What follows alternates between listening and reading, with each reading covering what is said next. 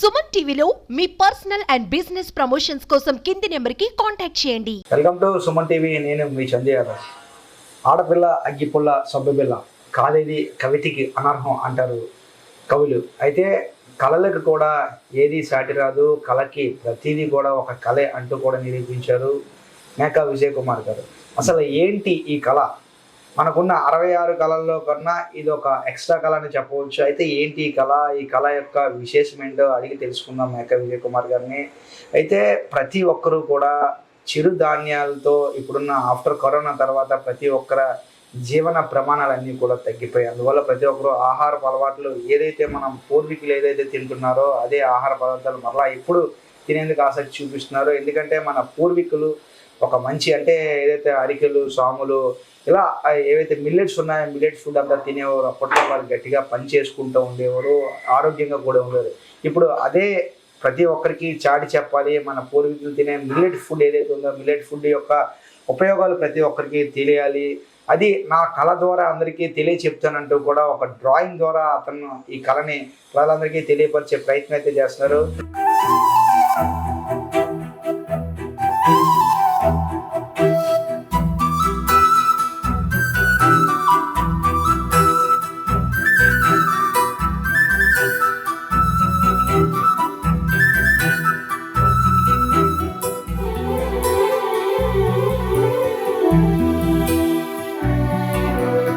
విజయ్ కుమార్ గారు నమస్తే సార్. నమస్తే అండి.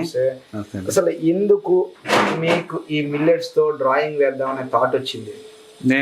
నా పేరు మోకా విజయ్ కుమార్ అండి. నేను ఇండియన్ రైల్వేస్లో వర్క్ చేస్తున్నాను.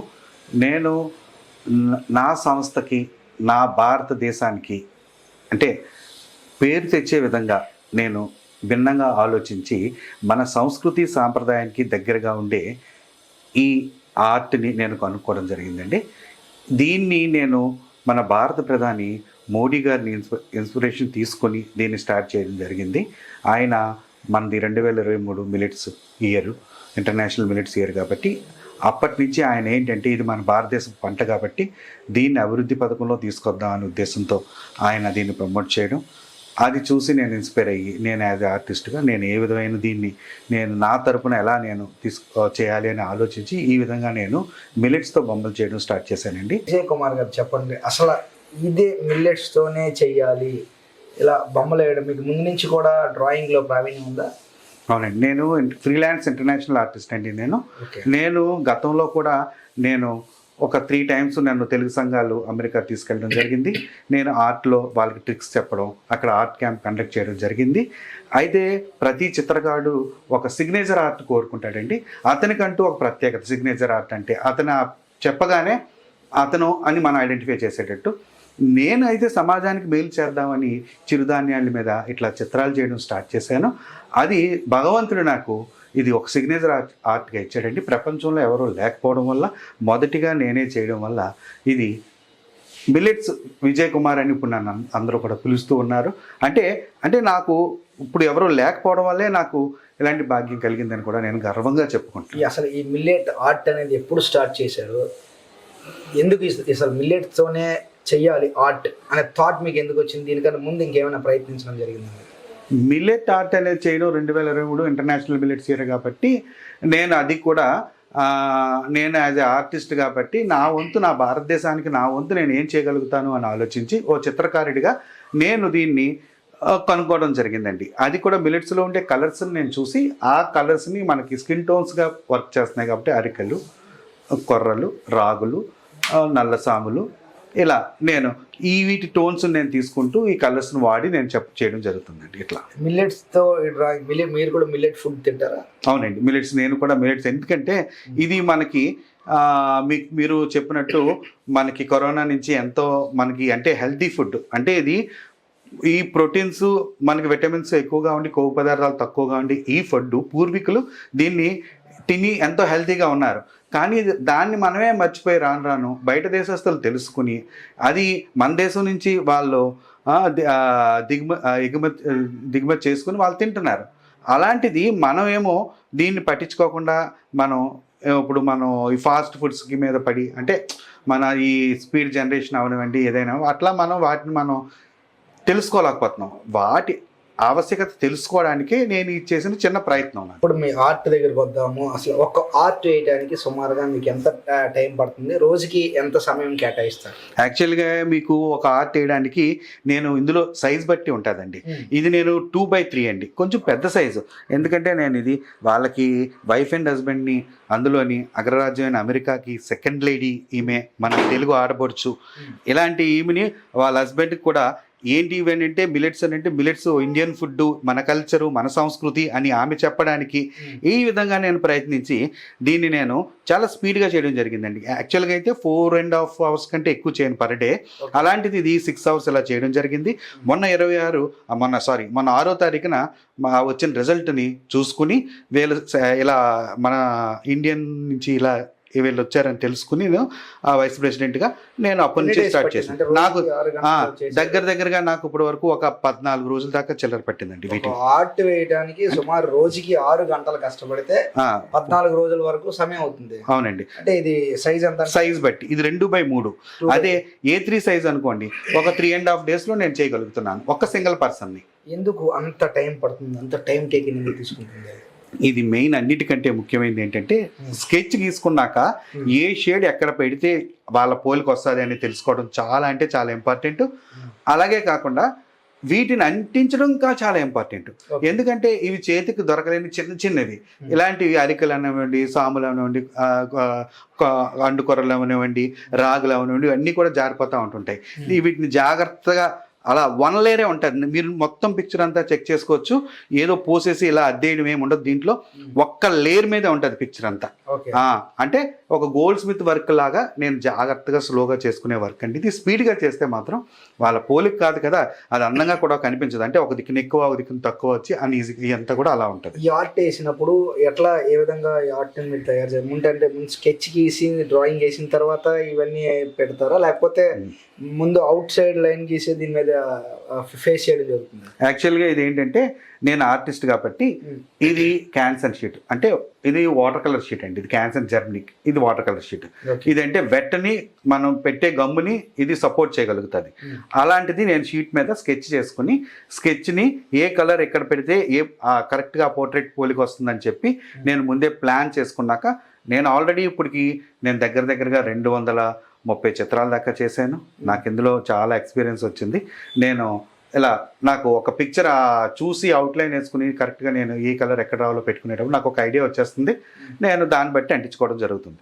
దీని మీద స్కెచ్ గీసిన తర్వాత ఇవన్నీ కూడా అనిపిస్తుంది. దీని తర్వాత ఏం చేస్తారు సార్? దీని ఫ్రేమ్ కట్టిస్తారు అంతేనా? దీని తర్వాత ఫ్రేమ్ చేయించి ఫ్రేమ్కి నేను ఏం చేస్తానంటే గ్లాస్ వేయించను. అంటించిన తర్వాత ఏమైనా దీని మీద పూత కానీ లేయర్ కానీ ఏమైనా వేస్తారా? నేను ఫస్ట్లో చేసేటప్పుడు మీరు అడిగినట్టు ఆ విధంగా చేసేవాడిని. ఏంటి, పెస్ట్ కంట్రోల్ కొట్టడం, పురుగు పట్టకుండా అద్దం వేయించడం ఉండేది. ఒక 6 నెలలు మాత్రమే అవి పరిమితం. ఓకే. అలా కాకుండా నాకు ఇదేంటిది నేను ఎంత కష్టపడి ఇన్ని రోజులు చేసిన ఆర్ట్ 6 months తర్వాత ఫంగస్ అయిపోవడం నాకు చాలా బాధాకరం అనిపించి నేనేం చేశాను, ఇలా కాదని నేను ఏం చేశాను ఆలోచిస్తే నాకు ఈ రెజిన్ ఆర్ట్ వేయడం అనేది జరుగుతుంది. అంటే రెజిన్ అనేది ఒక లిక్విడ్ రూపంలో ఉంటుంది, కెమికల్. అది వేసిన తర్వాత 24 hours తర్వాత అది గ్లాస్ అయిపోద్ది అనమాట. రెజిన్ అనేది మీరు అవన్నీ గ్లాసెస్ కాదు, మీరు చూసేవన్నీ ఆర్ట్లన్నీ కూడా రెజిన్ వేసిన ఆర్ట్లు అవి. అంటే చూడడానికి గ్లాస్ లా తయారైపోద్ది. అదంటే ఒక క్రిస్టల్ క్లియర్ రెజిన్ అంటే ఒక గ్లాస్ లాగా ఫామ్ అవుతుంది. అది దానివల్ల ఆక్సిజన్ లోపలికి వెళ్ళదు కాబట్టి ఎప్పటికీ పురుగు పట్టదు, ఇది పాడవదు. అలాంటి పాడవలేని మన భారతీయ సంస్కృతి సాంప్రదాయాన్ని తెలిపే ఈ కళ ఎందుకు అంతమైపోవాలి, దీన్ని నేను ఎలా పైకి తీసుకెళ్ళాలి అని నేను లాస్ట్ 2020 నుంచి కూడా అలా పోరాడుతూ వస్తున్నానండి.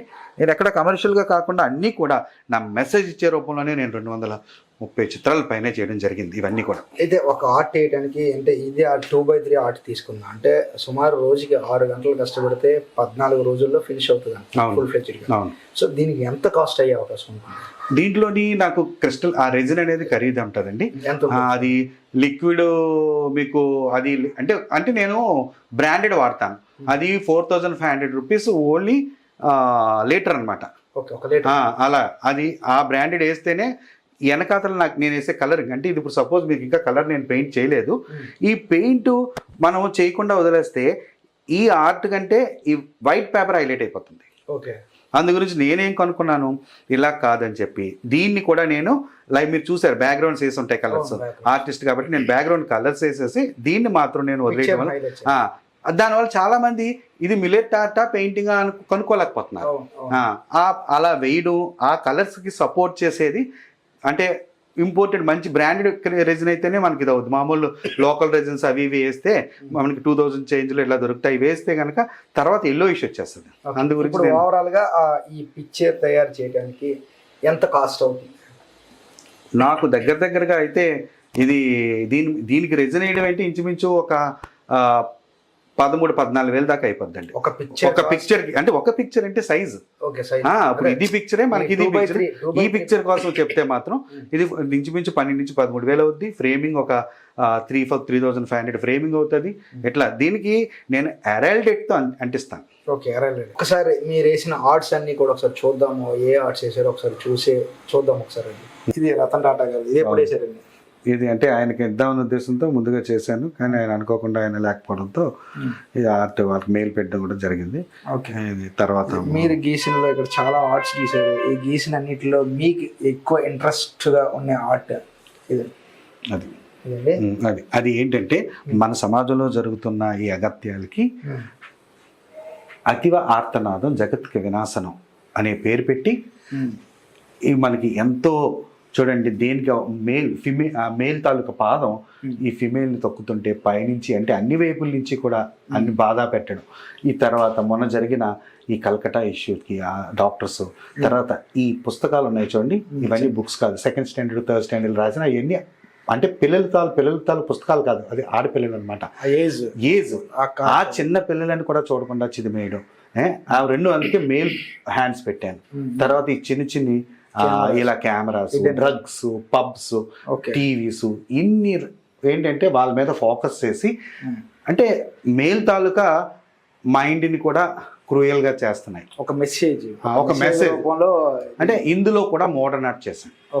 అంటే మీరేమనుకున్నారు ఇప్పుడు దాకాను ఓన్లీ పోర్ట్రేట్ చూశారు, అంటే పోర్ట్రేట్కి అంకితం కాదు, ఇందులో మోడర్న్ ఆర్ట్ చేశాను. మరి అదే విధంగా నేను మన పురాతనమైన ఆర్ట్ అనమాట ఏంటంటే పిచ్ వై పెయింటింగ్ అంటారు. పిచ్ వై పెయింటింగ్ అంటే ఏంటి, రాజస్థాన్లోని నాద్వే అనే పాత పట్టణాల్లో టెంపుల్స్ బ్యాక్ సైడ్ పట్టు వస్త్రాల మీద వేసేవారు పెయింటింగ్.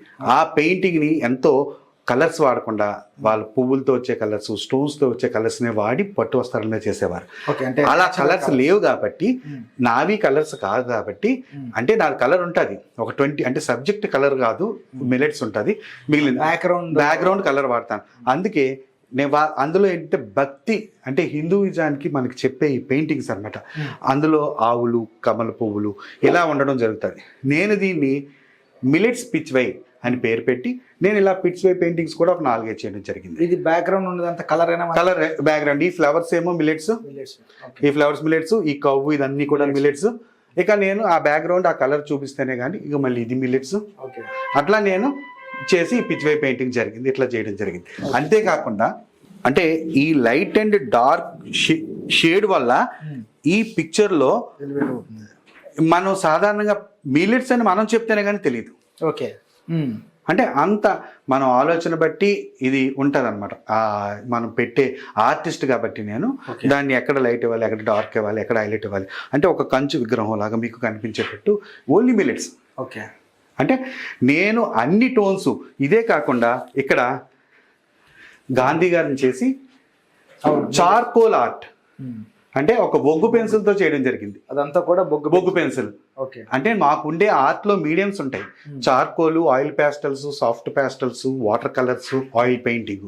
అంటే నా ఆర్ట్ని వీటన్నిటికీ జతపరుస్తున్నాను. అంటే ఏ ఒక్కటి వదిలేయకుండా అది. ఇదేమో ఎకర్లిక్తో 2023 మిలెట్స్ ఇయర్ అని చెప్పి మన భారత ప్రధానమంత్రి మోడీ గారి నినాదం దాని మీద రాయడం జరిగింది. అట్లా అంటే ప్రతిదీ కూడా ఏదో ఒకటి పురస్కరించుకుని దానికి తగినట్టే. నేను ఢిల్లీలో ఇవన్నీ చేశాను కదా, దీనికి మూల కారణమైంది రైతులు తాలూకా చరిత్ర చెప్తూ కొన్ని చిత్రాలు చేయడం జరిగింది. వాళ్ళ పంట పండించడం, తర్వాత వాళ్ళ పండించే పంట కష్టంగా పండించిన వాళ్ళ పంటతో పాటు దాంట్లో సంతోషాన్ని పెట్టివ్వడం అనేది ఆ పెయింటింగ్లో. అది బాగా డబ్బున్న వాళ్ళు తెలుసుకుంటారు కుడివైపు, ఎడంవైపు పేదవాళ్ళు మిల్లెట్స్ తింటున్నారు.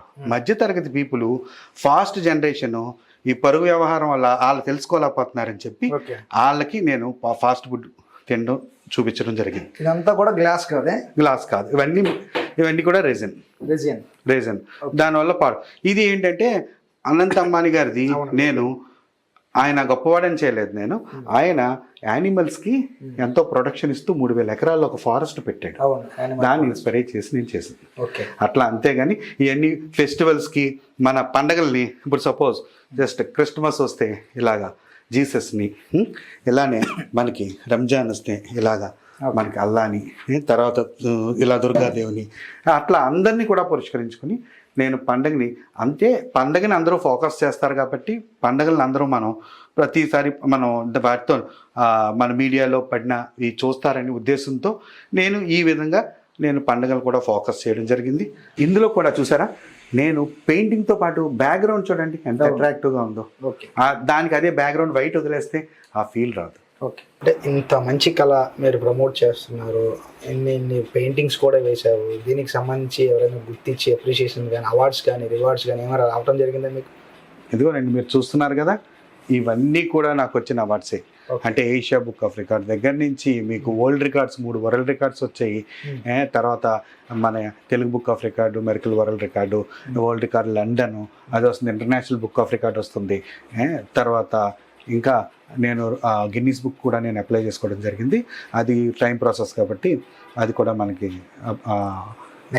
ఓకే, ఫైనల్ క్వశ్చన్, మీ నెక్స్ట్ ఫర్దర్గా మీరు ఏం చేయబోతున్నారు? ఈ మిల్లెట్ ఆర్ట్స్ కాకుండా ఇంకా ఫర్దర్గా ఏమైనా చేయబోతున్నారు? మిల్లెట్ ఆర్ట్స్నే ఇంకా డెవలప్ చేద్దాం అనుకుంటున్నారు? అసలు ఈ మిల్లెట్ ఆర్ట్ అనేది మనకి, అంటే చెప్తున్నాను కదండి సార్, ఇది మనకి హెల్త్ని, అంటే హెల్త్ పరంగా మనకు ముందుకు తీసుకెళ్తుంది కాబట్టి దీన్నే నేను ఇంకా ఇందులోనే డిఫరెంట్ వేరియేషన్స్ ఇందులోనే ఎలా చేస్తూ దీన్ని నేను మన భారత ప్రభుత్వం నుంచి అంటే మంచి పేరు తెచ్చేటట్టు ఒక కొత్త కళగా దీన్ని డెవలప్ చేద్దామని, దానికి గవర్నమెంట్ సహకరించాలని నా కోరిక. ఏం సహకారం కావాలి ప్రభుత్వం నుంచి మీకు? అంటే ఎలాంటి సహకారం అంటే వాళ్ళ ఎంకరేజ్మెంట్ అనమాట. నేను ఇప్పుడు చాలామంది పిల్లలకి కానీ వాళ్ళకి ఎవరికన్నా చెప్పడానికి వాళ్ళు ఏ విధమైన నాకు అంటే సహకారం అంటే వాళ్ళు ఒక పెద్ద ఆర్ట్ స్కూలు అరేంజ్మెంట్స్ కానీ అవి కానీ ఇట్లాంటివన్నీ ఉంది. కొత్త కాలం ముందుకెళ్ళడానికి అవకాశం ఉంటుంది. నాలాంటి చిత్రకారులు ఎంతోమంది పుట్టుకొస్తూ ఉంటుంటారు. ఇట్లా ఇది మనకి సమాజానికి పనికొచ్చే మెసేజ్ కాబట్టి దీన్ని చేస్తారనే ఉద్దేశంతో, నమ్మకంతోనే నేను ఉన్నాను. ఈ ఆర్ట్ ఒక డిఫరెంట్ అనే చెప్పవచ్చు, ఎందుకంటే మిల్లెట్స్తో ఆర్ట్ చేయడం అనేది నిజంగా అసాధ్యాన్ని సుసాధ్యం చేసి చూపించారు. అయితే ఇక్కడ మనం ఒకటి చెప్పుకోవాలి, మనం తినే ఫుడ్ మన శరీరానికి మెడిసిన్ లా పనిచేయాలి, అంతేకాని మెడిసిన్ వేసుకుంటే మన శరీరం పనిచేయడం కాదు. ఎందుకంటే ప్రస్తుత రోజులు ఇదే మనకి కొనసాగుతూ ఉంది. సో ప్రస్తుతం మన పూర్వీకులు ఏదైతే ఉందో నాణ్యమైన ఆహారాన్ని తినేవారు, అదే వారి శరీరానికి ఔషధంలా పనిచేసేది, వారు ఎక్కువ కాలాలు జీవించేవారు. ప్రస్తుతం మనం చూస్తుంటే ఆ కరోనా తర్వాత మన బాడీలో అన్ని కూడా మార్ప్స్ వచ్చాయి. ఆ మార్పుల వల్ల మనం ఫుడ్ తిన్నా కూడా డైలీ మెడిసిన్ వేసుకుంటే గానీ మనిషికి ముందుకు కదలేని పరిస్థితి. సో భవిష్యత్తు తరాలు కూడా ఇటువంటి అవసరం రాకూడదు అంటూ కూడా మన పాత తరాలు పూర్వీకులు ఏదైతే ఆహారం తీసుకున్నారో ఇప్పటి వారు కూడా నేటి తరం కూడా ఆహారం తినాలి, ఆహారం తింటేనే మన జీవన ప్రమాణాలు పెరిగితేనే ఒకే ఒక్క దృఢ సంకల్పంతో మిల్లెట్స్ ఏదైతే ఉందో మన పూర్వీకులు తినే ఆహారాన్ని మిల్లెట్స్ ని తీసుకొచ్చి దాన్ని మిల్లెట్స్ తినడం వల్ల మన ఆరోగ్యంగా ఉంటుంది, అది మన భారతదేశ పంట అని చాటి చెప్పేందుకు ఒక మంచి నిర్ణయం తీసుకున్నారు విజయ్ కుమార్ గారు. తన కళని నిజంగా ఒక డ్రాయింగ్ రూపంలో మిల్లెట్స్ తో ఆర్ట్ చేసి ఆర్ట్స్ అందరికీ కూడా పరిచయం చేశారు. ఏదేమైనప్పటికీ కూడా నిజంగా ఆయన కళ మెచ్చుకోవాల్సిందే, ఎందుకంటే ఆయన కళ భవిష్యత్ తరాలు కూడా అందాలి. ఈ విషయంలో కేంద్ర రాష్ట్ర ప్రభుత్వాలు కూడా సహకరించి ఆయన ముందుకు నడపాలని అందరితో పాటు మనం కూడా కోరు. కెమెరా పర్సన్ ప్రసన్న కుమార్ తో చందు, సుమన్ టీవీ, విశాఖపట్నం.